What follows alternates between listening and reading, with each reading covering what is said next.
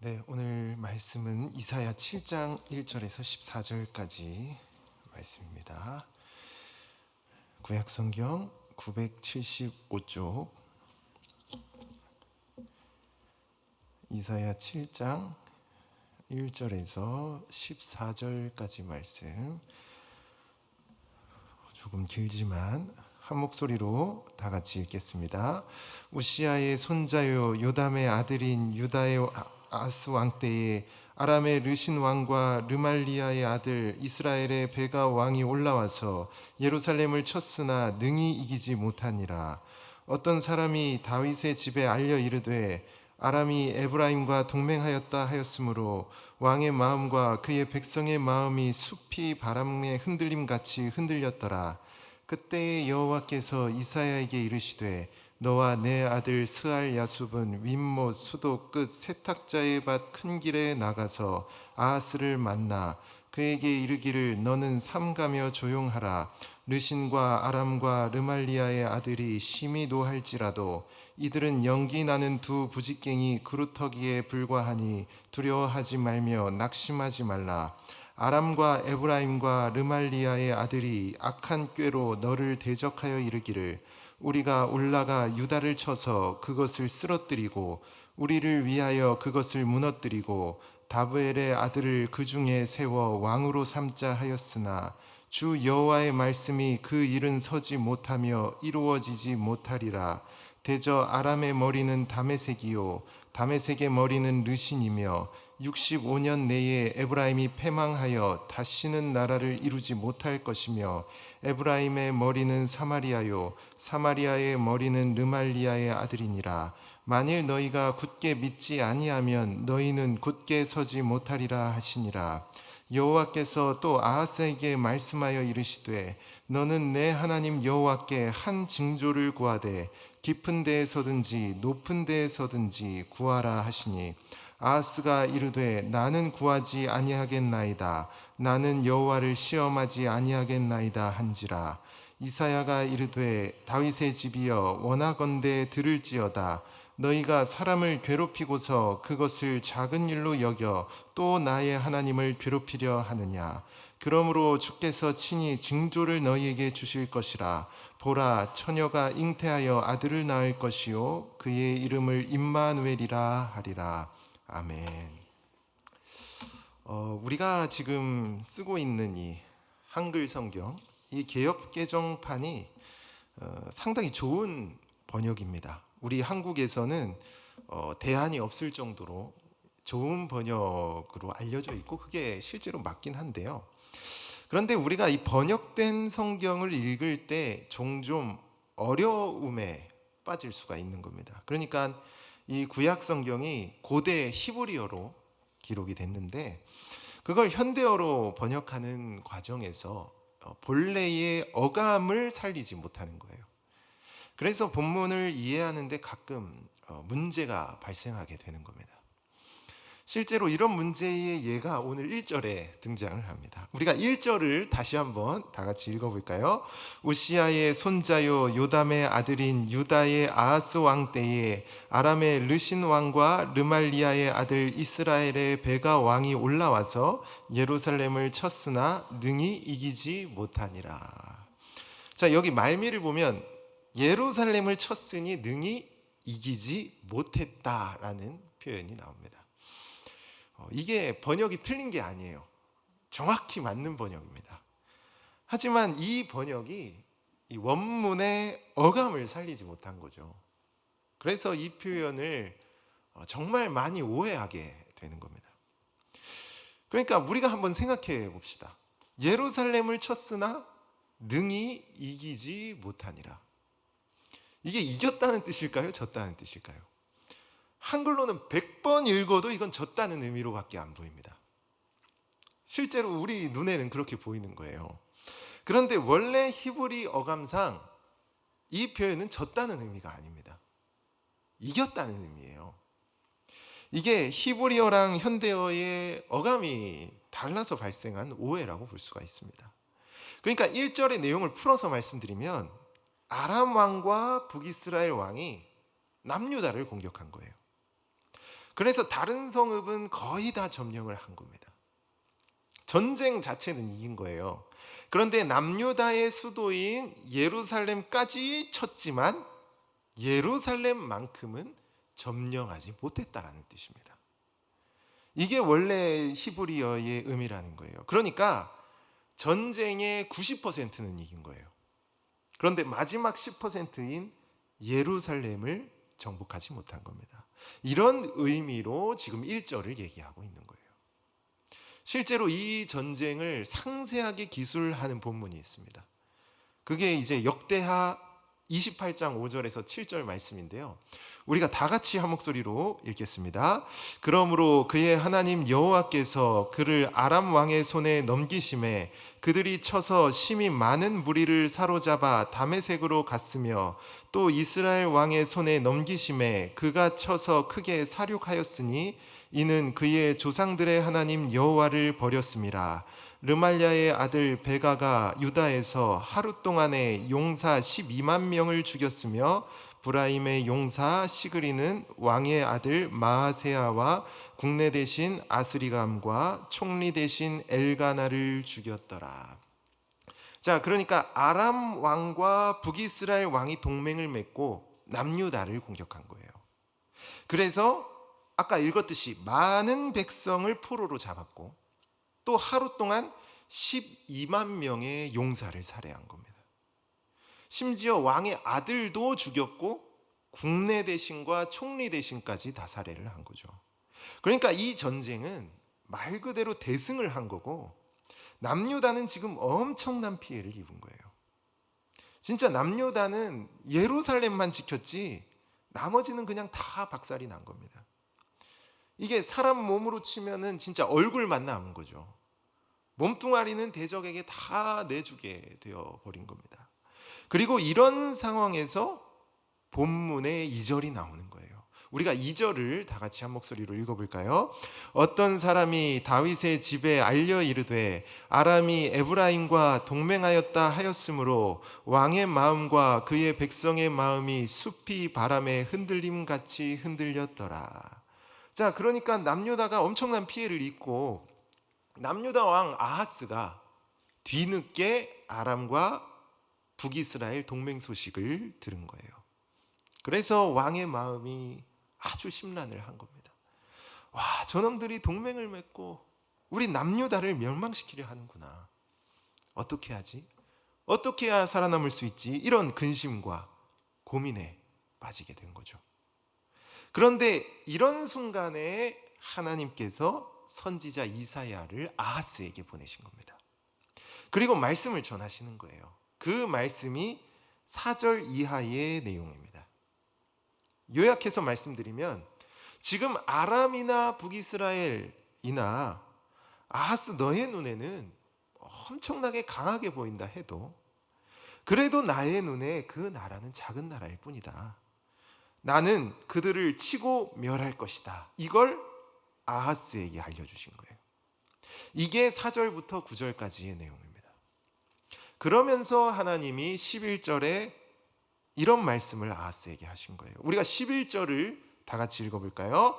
너는 내 하나님 여호와께 한 징조를 구하되 깊은 데에서든지 높은 데에서든지 구하라.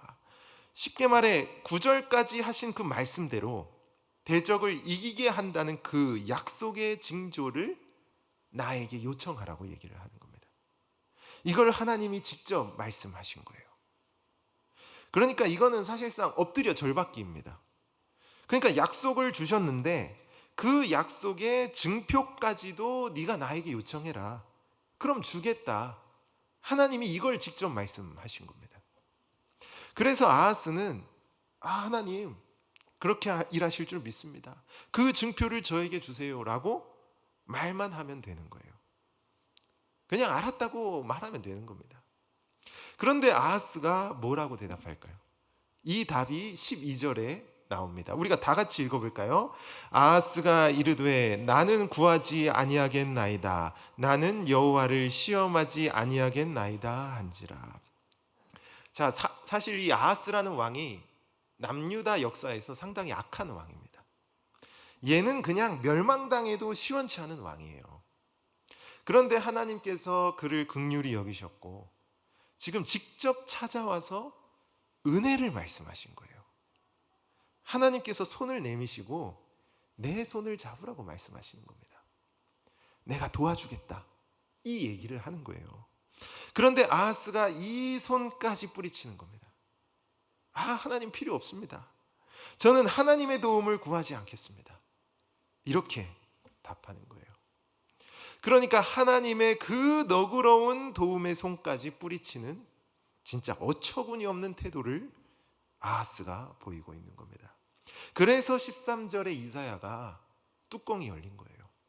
우리가 13절을 다 같이 읽어볼 거예요. 13절 이사야가 이르되 다윗의 집이여 원하건대 들을지어다. 너희가 사람을 괴롭히고서 그것을 작은 일로 여겨 또 나의 하나님을 괴롭히려 하느냐. 여기서 사람을 괴롭히고서에서 사람은 아마도 역대 선지자를 가리키는 것 같습니다. 그러니까 선지자들이 계속 왕들을 찾아와서 회개해라, 하나님을 의지해라, 하나님께 돌아가라, 이 얘기를 계속했단 말이에요.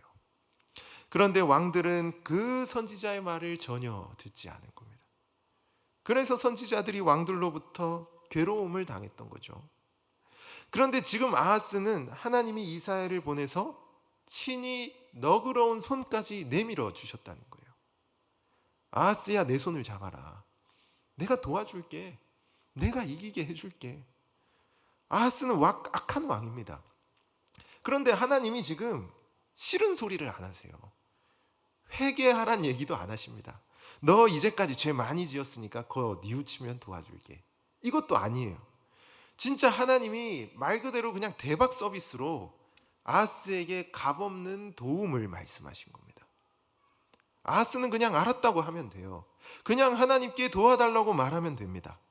그런데 아하스가 이런 하나님의 너그러운 손길까지 거부하니까 이사야의 분통이 터진 겁니다.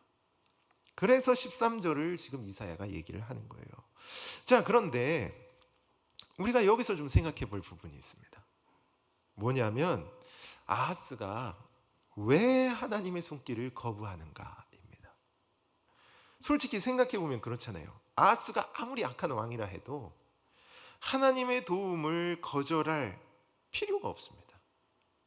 상식적으로 믿져야 본전이잖아요.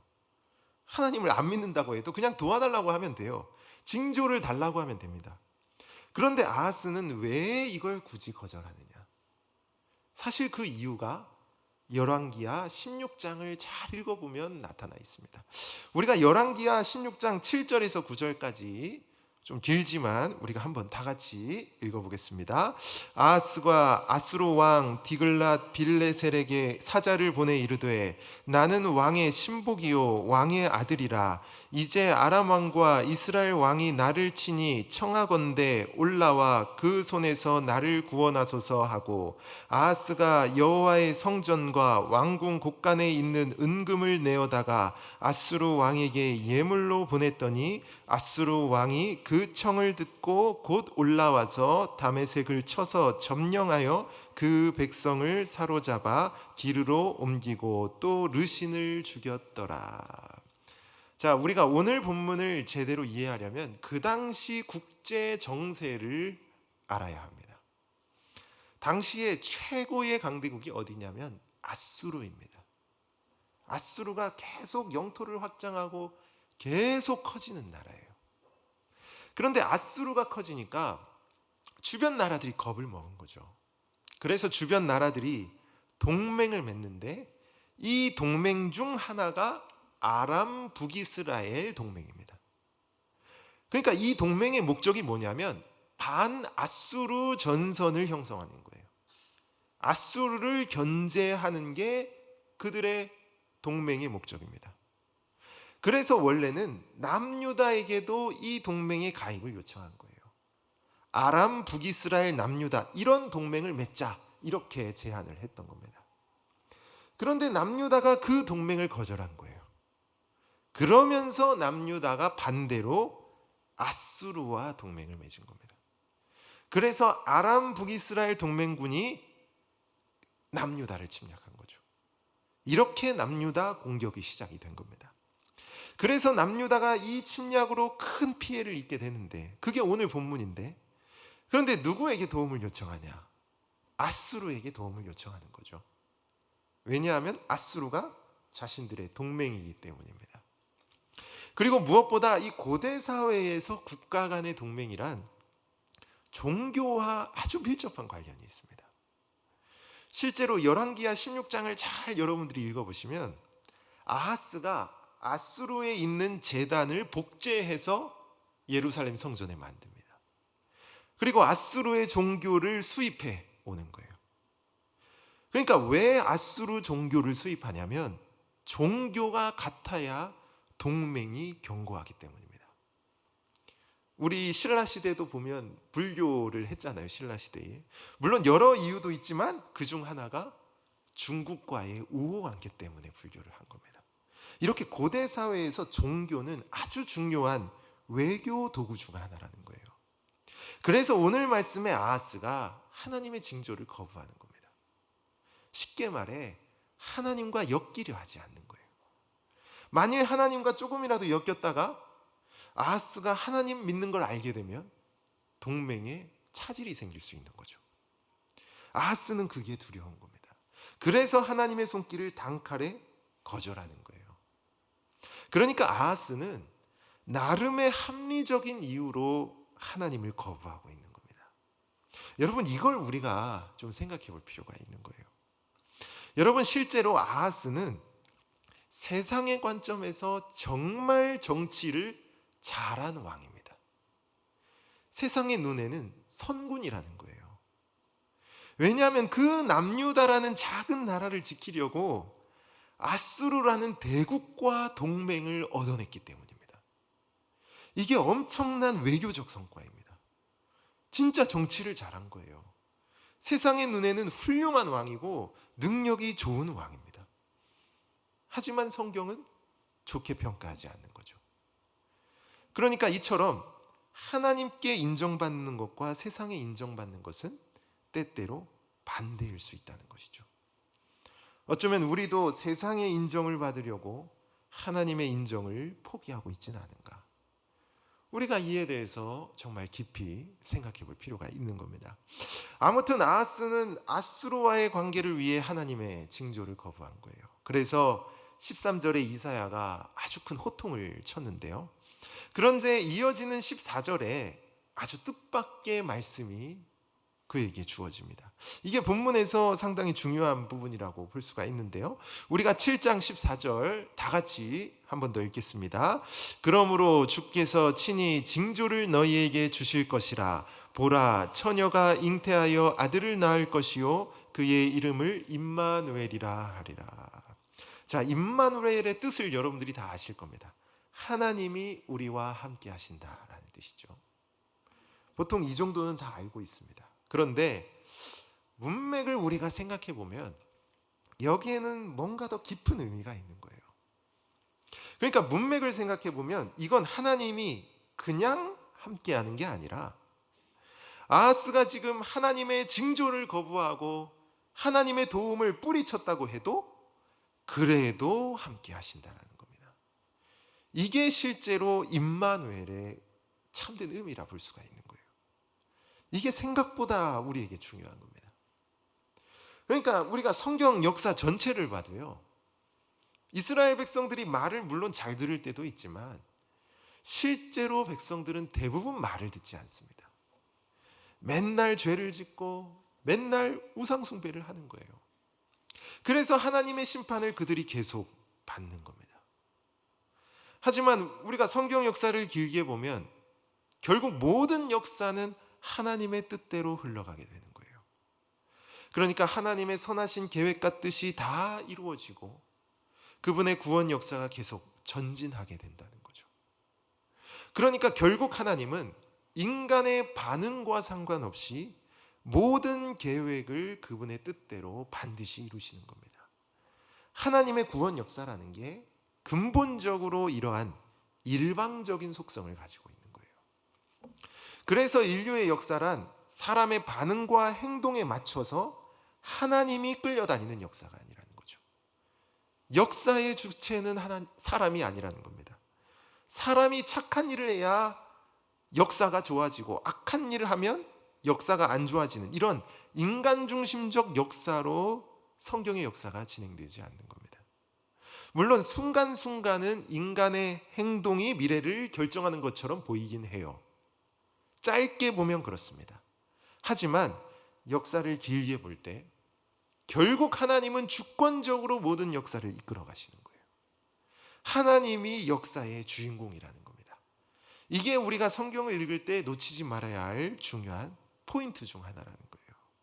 여러분, 그래서 지금 본문의 아하스도 징조를 거부하잖아요. 하나님의 도움을 거절합니다.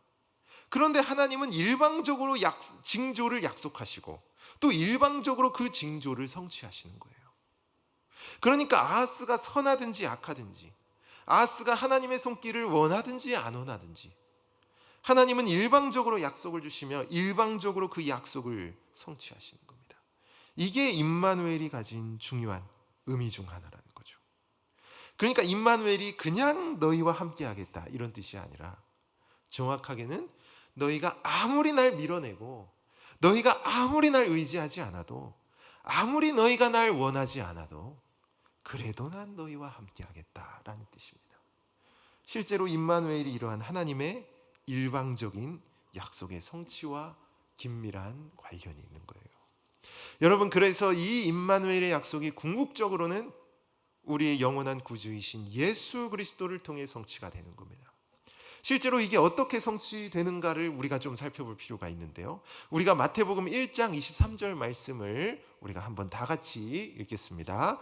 보라, 처녀가 잉태하여 아들을 낳을 것이요 그의 이름을 임마누엘이라 하리라 하셨으니 이를 번역한즉 하나님이 우리와 함께 계시다 함이라. 사실 우리는 예수님의 탄생이라고 하면 무조건 기쁘고 즐거운 날이라고 생각을 하잖아요. 실제로 성탄하면 무조건 축제랑 연결하는 게 보편적인 인식입니다. 하지만 우리가 마태복음 1, 2장의 문맥을 잘 보면 이 문맥은 당시 상황을 절대로 좋게 얘기하고 있지 않아요. 알다시피 그 당시 이스라엘의 헤롯 왕은 임마누엘의 성취신 예수님을 거절하는 왕입니다. 예수님을 죽이는 계획까지 그가 꾸미잖아요. 심지어 이 계획에 대제사장과 서기관까지 합세하여서 동참을 합니다. 아울러 온 이스라엘이 소동하는, 온 예루살렘이 소동하는 일이 벌어지는데, 이 마태복음에서 이 소동이라는 단어가 두려워하다라는 뜻입니다. 그러니까 온 이스라엘이 예수님의 오심을 보고 기뻐하고 환대하는 게 아니라 오히려 예수님을 불편해하고 거부하며 꺼렸던 겁니다. 예수님을 다 밀어내는 거예요. 이게 마태복음이 서술하는 이스라엘의 영적 상황이라는 겁니다. 그러나 이스라엘의 왕과 제사장과 심지어 온 백성까지 예수님을 거절한다고 해도 그래도 예수님은 약속대로 이 땅에 오신 겁니다. 예수님은 이 사실을 아시면서도 이 땅에 오신 거예요. 그들이 예수님의 오심을 원치 않음에도 불구하고, 그들이 완악하게 예수님을 거절함에도 불구하고 그 거절을 뚫고 약속대로 임마누엘 하셨다라는 거죠. 그리고 약속대로 모든 구원 계획을 온전히 성취하신 겁니다. 이게 성경이 말하는 임마누엘의 의미라는 거죠. 여러분, 그러므로 우리는 이 시대를 살아가면서 때로는 온 세상에 악이 가득할 수 있고, 때로는 소망이 보이지 않을 수 있고, 정말 많은 사람이 하나님을 거절하는 그 순간이 찾아온다 할지라도, 심지어 교회조차 주님의 뜻을 저버리는 그 순간이 온다 할지라도, 우리는 그때에도 주님의 약속은 결단코 막히지 않음을 항상 믿으며 살아가야 한다는 겁니다. 아무리 두꺼운 왁이 온 세상을 뒤덮는다 해도 하나님은 반드시 모든 악을 뚫고 그분의 선하신 약속을 반드시 이루신다라는 거예요. 완악한 아하스가 하나님의 징조를 거절했어요. 그러나 하나님은 그 거절을 뚫고 임마누엘의 징조를 일방적으로 보여주셨습니다. 그리고 그 약속을 친히 이루셨다는 거죠. 예수님도 헤롯 왕과 온 이스라엘의 완악한 거절이 있었습니다. 다 예수님을 거부했어요. 심지어 예수님을 죽이려 했습니다. 그러나 예수님은 그 모든 완악함을 뚫고 그분의 선하신 뜻을 이 땅에 와서 온전히 이루셨다는 겁니다. 여러분, 이건 우리 개인의 삶에서도 마찬가지입니다. 우리가 우리의 지난 날을 돌이켜볼 때 주께서 어떻게 우리를 여기까지 인도하셨는가? 우리가 잘 순종하고 하나님의 뜻을 우리가 잘 지켜서 여기까지 인도했을까? 사실 돌아보면 그렇지 않은 겁니다. 우리는 순종보다 불순종을 택했고 언제나 선보다 악을 택할 때가 많은 거예요. 우리는 하나님 앞에 거의 대부분 완악한 존재였습니다. 그러나 우리 주님은 이러한 우리의 완악함조차 뚫고 언제나 우리와 임마누엘 하셨고 지금도 그분의 뜻을 우리와 함께 이루어가고 계신 겁니다. 여러분, 따라서 아하스의 그 완악함을 뚫고 그분의 뜻을 이루신 그 하나님, 또 헤롯과 온 이스라엘의 완악함조차 뚫고 임마누엘로 선을 이루신 하나님, 우리는 이러한 하나님의 신실함을 믿고 어떤 상황에서도 선하신 그분의 계획과 역사를 믿으며 살아가야 한다는 겁니다. 여러분들이 오늘 말씀을 기억하시고 임마누엘의 하나님, 그분의 뜻을 언제나 이루시는 하나님, 우리가 아무리 악하고 우리가 죄에 넘어지고 우리가 실패한다 할지라도 그래도 임마누엘 하시는 그 하나님을 온전히 의지하며 살아가는 복된 여러분 모두가 되시기를 이 시간 간절히 소망합니다.